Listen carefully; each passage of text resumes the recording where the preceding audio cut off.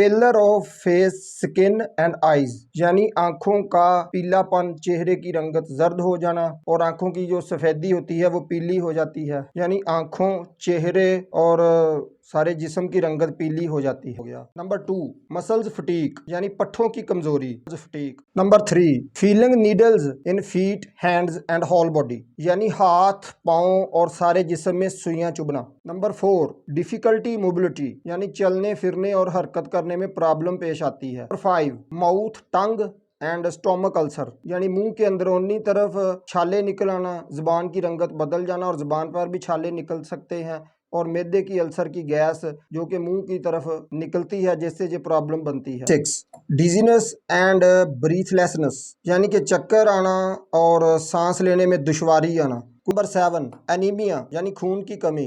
Number 8, mood changes, यानी चिड़चिड़ापन, हर वक्त गुस्से में रहना, चिड़चिड़ापन, हर बात पे गुस्सा आना, यानी कि मुंह के तासरात और लहजे रवैये में तब्दीली आ जाना। 9, कोल्ड क्लैमी स्किन, यानी ठंडी और बेरौनक जिल्द, इस हालत में ठंडे पसीने आते हैं, जिस्म ठंडा हो जाता है। Number 10, low blood pressure, vitamin B12 की डेफिशिएंसी में ब्लड प्रेशर भी लो हो सकता है। जब आपको ठंडे पसीने आए और जिस्म ठंडा हो जाए, माथा भी ठंडा हो जाए तो आपको बहुत ज्यादा नींद आती है, तो उस वक्त तकरीबन आपका ब्लड प्रेशर ज्यादा लो हो जाता है। वीडियो अगर अच्छी लगी हो तो एक लाइक जरूर दें और चैनल को सब्सक्राइब कर लें ताकि आने वाली वीडियो का नोटिफिकेशन आप तक पहुंचता रहे। अल्लाह आपको हिफ्ज़-ओ-अमान में रखे। मिलते हैं किसी और वीडियो में। अस्सलाम वालेकुम।